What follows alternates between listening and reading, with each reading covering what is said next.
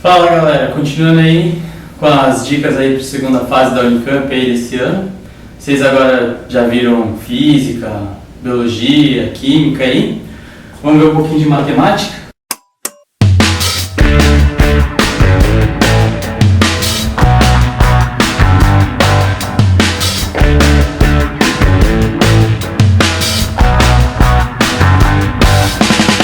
Segundo a própria Conveste, que faz o vestibular da Unicamp, eles procuram que os candidatos tenham atenção à leitura e façam uma resolução clara, bem como uma resposta bem clara. Ou seja, se você tem que ler bem os enunciados. Isso é uma coisa bem característica da Unicamp, porque os enunciados são bem fáceis, geralmente são bem fáceis de entender, mas você tem que prestar bastante atenção e tirar as informações corretamente.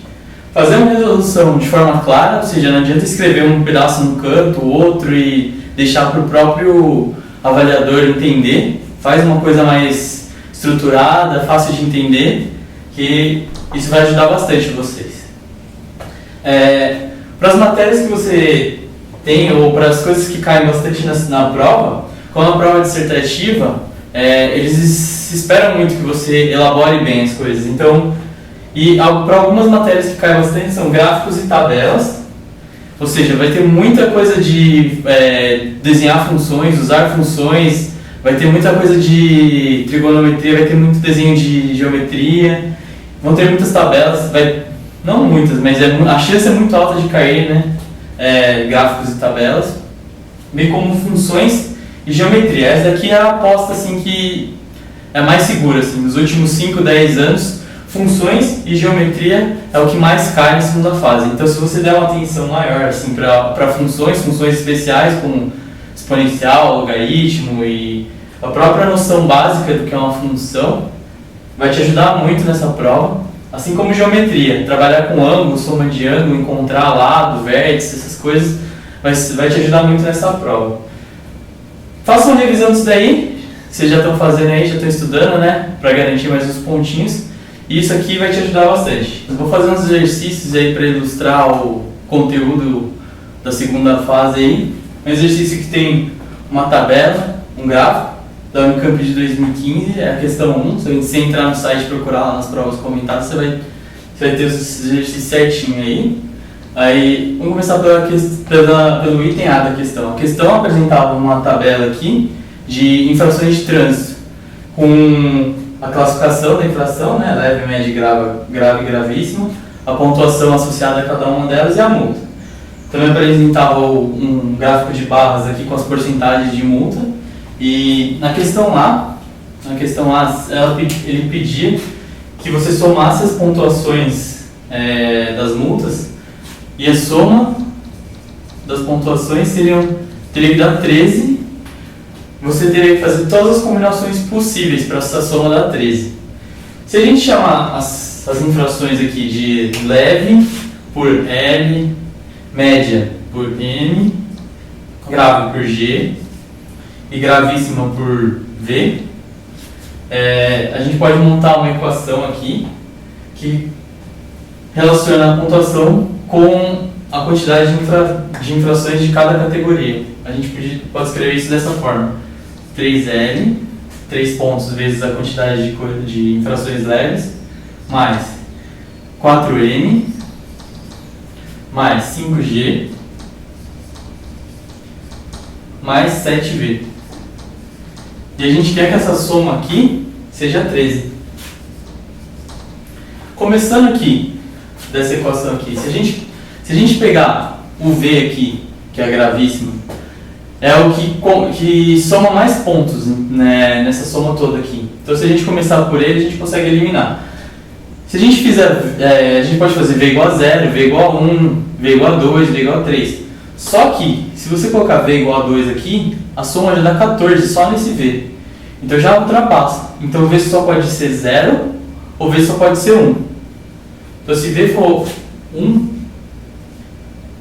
V igual a 1, V igual a 1 aqui, a gente vai substituir aqui o 1 no lugar do V, vai ficar 3L mais 4M mais 5G, aí mais 7 vezes 1, 7, que é igual a 13. Só que aqui, se você passar esses subtrair 7 dos dois lados da equação, a gente vai chegar aqui no número 6 para esse lado. Então, se subtrai 7 desse lado, coloca aqui, igual a 6. A gente chega nessa resposta. Então, V igual a 1 vai chegar aqui. Para isso aqui, se a gente colocar o G aqui, que é o próximo maior, se a gente colocar 1 aqui, nenhum dos outros dois que sobram, a gente consegue somar o valor que falta. No caso aqui, seria 5 vezes 1, 5. Aqui faltaria 1 para chegar em 6. E não tem como somar nenhum número inteiro aqui para chegar em 6. Então, G tem que ser 0, aqui nesse caso. Então, G tem que ser 0. Se G for 0, aqui vai ficar 3L mais 4M igual a 6. Mesma coisa, se a gente pegar aqui o 4 e colocar 1, já não dá. Então, 4 tem que ser... aliás, 4 não. Se a gente pegar o M aqui e colocar 1, não conseguimos somar nenhum número aqui para chegar em 6, porque precisaríamos de 2, só que só temos de 3 em 3. Então a gente teria aqui que o M é 0. E aí a gente chega aqui, 3L igual a 6, o que implica aqui, né, que L igual a 6 sobre 3, que é igual a 2. Então, L igual a 2. Então, do V igual a 1, a gente chega que o G só pode ser 0, o M aqui também só pode ser 0, e que o L igual a 2. Então, a primeira resposta que a gente consegue aqui, no caso, se a gente representar dessa forma aqui a solução, a gente vai chegar aqui L igual a 2, M igual a 0, G igual a 0 e V igual a 1. Isso aqui é basicamente só uma parte de combinação, mas é mais fácil de provar, né, matematicamente usando equações. Isso aqui fica mais fácil de representar o conjunto de resposta também. Agora, V sendo igual a 1, a gente chega nessa resposta. Mas e se V não for 1? V não pode ser 2, então a gente usa V igual a 0. V igual a 0. Se V for igual a 0 aqui em cima, voltando, né, aqui em cima, se V for igual a 0, a gente vai chegar em 3L mais 4M mais 5G. Aqui vai ser 0, então igual a 13. Bom, voltando aqui para o maior de novo, o G ele pode ser 0, 1, 2 ou 3, certo? Só que se for, ou 4 ou 5, mas se ele for 3 para cima, ele não pode ser, porque 3 vezes 5 dá 15, já passa o 13. Então ele no máximo pode ser 2. Então se a gente tiver aqui o G 2, a gente vai ter aqui 5 vezes 2, 10, e passa para o outro lado, vai sobrar o 3. Então a gente vai ter aqui 3L mais 4M igual a 3. Só que nesse caso em específico, o 3L mais 4M, o único jeito de somar 3 é se o M for 0. Porque se o M for 1 aqui já passa, né? Então, M igual a 0. E se M igual a 0, implica que 3L igual a 3. Isso quer dizer que L é 1. E nisso a gente consegue a segunda solução aqui. Que V igual a 0, L igual a 1, M igual a 0, G igual a 2 e V igual a 0. Mas aqui no caso o G, voltando aqui, né? O G podia não ser 1, podia não ser 2 aqui, podia ser 1. Então a gente tem aqui G, a outra opção, G igual a 1. Se G for 1 aqui, vai ser 5 aqui, né? 5 vezes 1, 5. Subtraindo 5 dos dois lados, a gente vai chegar aqui em 8. Então, 3L mais 4M igual a 8. Substitui e passa para lá, né? Também, como a pessoa chama corriqueiramente. Mas é assim. Se a gente usar o 3 aqui, um múltiplo de 3 aqui, colocar 1, 2 ou 3 aqui, não vai conseguir somar 8, né? Porque só temos o 4. Então a gente usa o 4 aqui e vai ser um múltiplo de 4. No caso aqui, 4, o L vai ser 0. Então a gente vai colocar aqui L igual a 0. E o 4 vai ser um múltiplo de 4, a gente vai colocar aqui 4m igual a 8.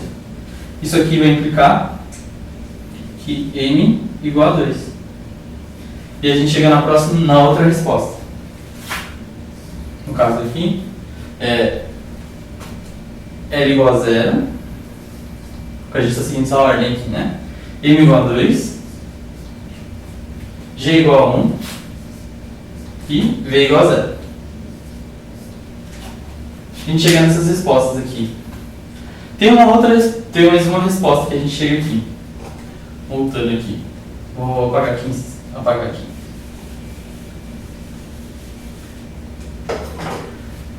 Se a gente colocar aqui G igual a 0, G igual a 0, a gente vai colocar aqui 3L mais 4M igual a 13. Como que a gente consegue somar aqui múltiplos de 3 e 4 para formar 13? A gente consegue formar isso aqui da seguinte maneira.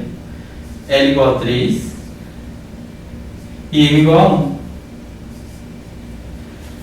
Tem alguma outra maneira? Se a gente colocar aqui M igual a 2 já, vai ser 8. 13 menos 8 dá 5. Com múltiplos de 3 a gente não consegue fazer esse 5. Então M já não pode ser diferente disso daqui. Diferente de 1. Então ele não pode ser 2, nem 3 e nem 0. Porque se ele for 0, 3L igual a 13, e a gente não consegue um número inteiro. Não tem múltiplos de 3 que é igual a 13. Então essa fórmula aqui é única, essa resolução aqui também é única. Então a gente chega na outra resolução, que L igual a 3, M igual a 1, G igual a 0 e V igual a 0. Essas são as 4 resoluções que a gente consegue encontrar, 4 combinações dessas incógnitas aqui, para somar 13. O 13 que é o total de pontos aqui. É isso. Agora a gente vai ver a parte B. Para a parte B aqui, ele queria de um total de 1000 multas.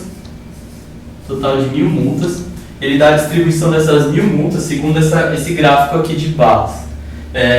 Isso quer dizer que o quê? 10% das multas são de origem de categoria leve, 40% média, 20% grave e 30% gravíssima. Como que a gente descreve isso? A gente escreve assim, utilizando a definição de porcentagem. 10% de 1000, isso aqui vai dar 100. Então a gente tem 100 multas leves. Aí tem mais 40% do montante total, que é 1000. 40% de 1.400. Aí a gente tem 20% de 1000. Isso aqui é 200. 30%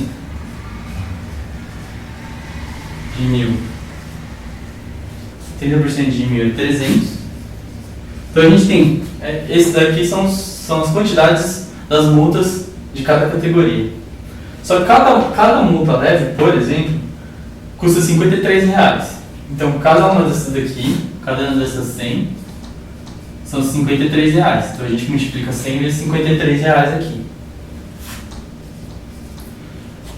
E ele quer saber o quanto que é um montante total do valor das multas. Então aqui é 100 vezes 53 mais 400 vezes 86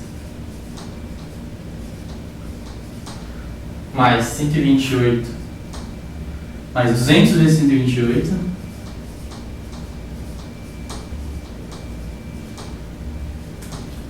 e aqui mais 300 vezes 192.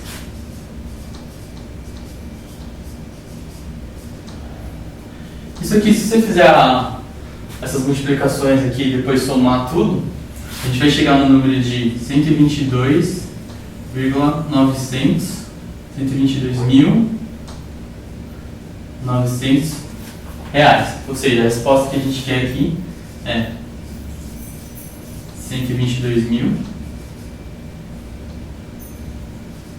R$900. E é isso. Tranquilo isso aqui, mas a gente tem que sempre prestar atenção no valor, né, das informações, saber o que a gente quer, como utilizar as definições direitinho aqui. Uma coisa que tem que prestar atenção aqui é a pontuação, né, a diferença de separação de casas aqui, né, milhares e decimais. Utilizar as unidades, no caso ele deu reais aqui, e deixar a resposta clara, né. É isso para a primeira questão. E aí galera, fizeram a primeira questão aí, acompanharam direitinho. Agora vem aqui a segunda questão, Unicamp 2015 ainda. Questão número 4, ele te dava esse gráfico aqui. Gráfico de uma função, uma reta R aqui, interceptando os dois eixos ordenados aqui. Ele dava a equação da reta aqui R. E dava esse triângulo inscrito aqui. No item A, ele queria que você, para um T entre 0 e 4, você encontrasse a equação da função A de T, que representaria a área desse triângulo, para o T variando entre 0 e 4, ou seja, esse T vai mudar aqui de posição, conforme o valor que você tomar. E conforme ele muda dessa posição, todo esse segmento vai mudar de posição, né? O ponto P vai andar sobre a reta R, o T vai andar sobre o eixo X aqui, e essa área vai mudar, né? Se você for ver aqui, se o T passasse mais para a esquerda aqui dele, a função aqui, o triângulo aqui ia mudar. Então a área ia mudar. Para encontrar essa área aqui, você vê que é um triângulo, né? Um triângulo reto aqui. E, bom, das aulas de geometria lá, você lembra? Se você não lembrar, dá uma revisadinha aí. Que a área do triângulo é meio, certo? Vezes base, vezes altura. No caso aqui, a base, a gente quer esse T aqui. E como o T vai variar, a gente vai substituir uma variável aqui. Meio vezes T. Para a altura, a gente vai pegar essa altura aqui, ó. Que a gente vai chamar de U. U porque eu quis chamar de U. Pode ser qualquer letra para essa variável, velho. Mas no caso a gente vai chamar de U. Para a função A de T, o T já está aqui, certo? O T vai variar, bonitinho, vai ser a variável da função. Mas e o U? Como que a gente vai encontrar esse U? O U a gente vai encontrar da seguinte forma. Como o U é a altura aqui desse triângulo, a altura desse triângulo vai ser a altura do ponto P.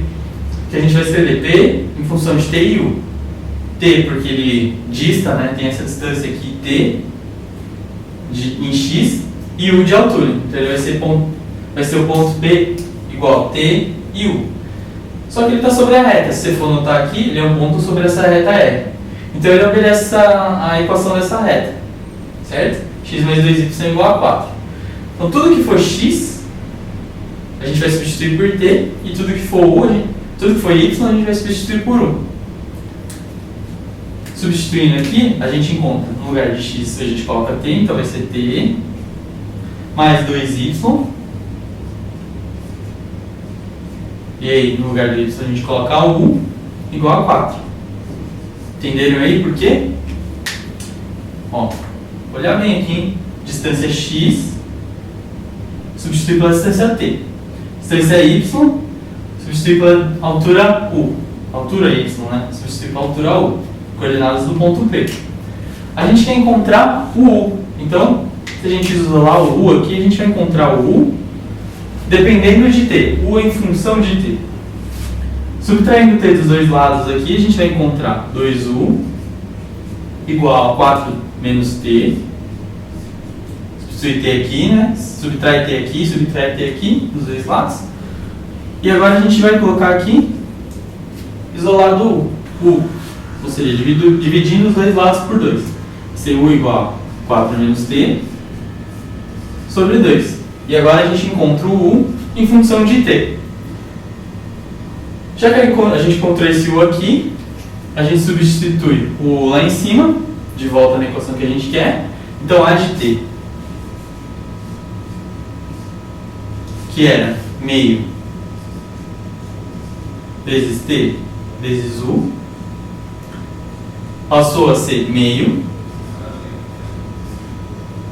vezes T, substituindo o U aqui embaixo, 4 menos T sobre 2. E aí agora aqui a gente vai realizar essa distributividade aqui. 1 vezes TT, né? Tranquilo. Então vai ser T vezes 4, então 4T. Menos T vezes T, T ao quadrado, então é menos T ao quadrado. 2 vezes 2, 4. E a gente encontrou a função da área. A área em função de T, né? Essa aqui é a nossa função. 4T menos T quadrado sobre 2. Ou sobre 4. A gente pode notar dessa função que ela é uma função quadrática. Aqui o T ao quadrado, aqui nossa variável é o T ao quadrado. E essa função é de uma parábola. Como você pode ver, uma parábola, se você lembra lá da função, ela pode ser virada para cima ou virada para baixo. No caso aqui, o primeiro o termo quadrático, ele está negativo, então o coeficiente aqui é negativo. Se o coeficiente é negativo, a gente sabe que a nossa função vai ter essa cara aqui. Tendo essa cara aqui, a gente já sabe como vai ser mais ou menos o esboço, né, da nossa função. É bom você ir pensando assim, né, ter em mente já qual vai ser o próximo passo. Se não tiver também, assiste mais nossas aulas aí que você vai pegar o jeito. No caso aqui, ele quer saber entre 0 e 4. Então, se a gente descobrir como que a função fica em 0, a de 0, né? Substituir aqui o t por 0. Então, substituindo o t por 0, a gente vai chegar aqui, 4 vezes 0 menos 0 ao quadrado. Isso vai dar 0. Então, a de 0 é 0. E a de 4 é igual. 4 vezes 4 menos 4 ao quadrado sobre 4. 4 vezes 4 é 4 ao quadrado. Menos 4 ao quadrado dá 0. Então aqui a gente tem que é 0 também. Você olha aqui e fala, mas o 0 e 4 não estão no intervalo, né? A gente tirou o 0 e 4 do intervalo, mas a gente sabe como a função se comportaria se o 0 e 4 estivessem nesse intervalo. Então a gente pode esboçar o gráfico até esses pontos.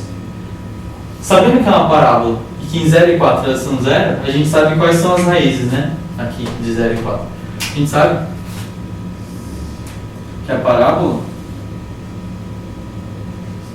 que nossa parábola vai ser aqui em 0 e aqui em 4, e vai ser desse formato aqui. Mas como que a gente vai saber qual que é o máximo aqui, a altura máxima, e qual que vai ser o meio aqui, né? A parábola aqui, numa parábola assim comportadinha dessa aqui, o meio vai ser sempre no meio mesmo. Você vai pegar o 4, vai ser sempre aqui. Por exemplo, no 4 aqui seria 2. Porém, se você pegar aqui e colocar 2 direto aqui, bom, o examinador, ele sabe o que é, o que você fez. Mas se você tiver dúvidas, né, se você quiser deixar mais explícito, você escreve lá. Você vai calcular o vértice e deixa claro para ele, né, que o vértice é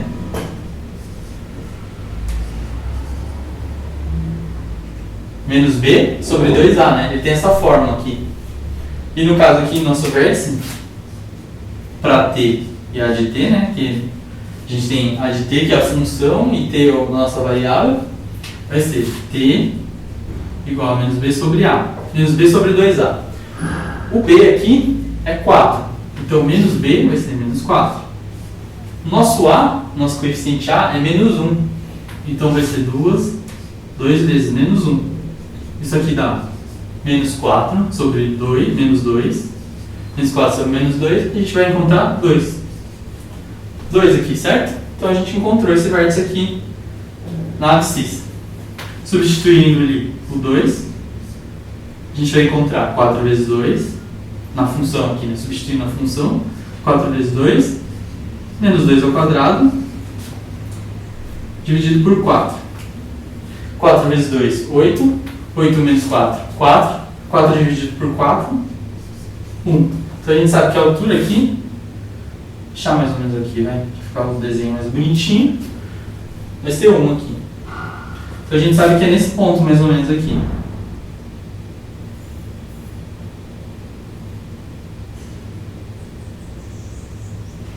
A gente sabe mais ou menos, é nessa altura mais ou menos. Então a sua parábola vai ser daqui. Ela vai ter esse formato aqui. E esse esboço aqui você tinha que colocar na resposta também, então. Essa parte do verso aqui é meio opcional, mas se você quer ter certeza, assim, né, do que o examinador vai avaliar, né, seu critério aqui, você coloca essa parte também. Essa questão aqui, ela é muito importante, porque você trabalha com vários aspectos, né, você trabalha com gráfico, você trabalha com geometria aqui, sabe, a área de triângulos, função, reta, ponto. Trabalhar com encontrar incógnitas aqui, como por exemplo a altura no incógnita aqui, a gente descobriu a altura. Saber trabalhar com pontos na função, né, valores na função e o que representa, né, cada variável na função é muito importante. E também saber transformar, né, uma função num gráfico, que é o nosso caso aqui. É uma questão bem completa e trabalha toda aquela coisa de aplicar conceitos de uma matéria para outra. Agora para a parte B aqui, o exercício te dava uma função aí chamada, uma função que ele chamou de g de x igual a k sobre x e perguntava para qual valor de k a função g de x tem só um ponto em comum com a reta r, com a função que a gente já tem dela. Bom, se a gente pegar aqui a função da reta, a equação da reta, e transformar ela numa função de x aqui, a gente vai ter, isolando o y, a gente vai ter f de x é igual a y, que é igual a 4 menos x, né? Subtrai x dos dois lados, divide por 2. A gente vai encontrar que a função é igual a 4 menos x sobre 2. Para que g de x e f de x tenham um ponto em comum só, a gente vai fazer o seguinte.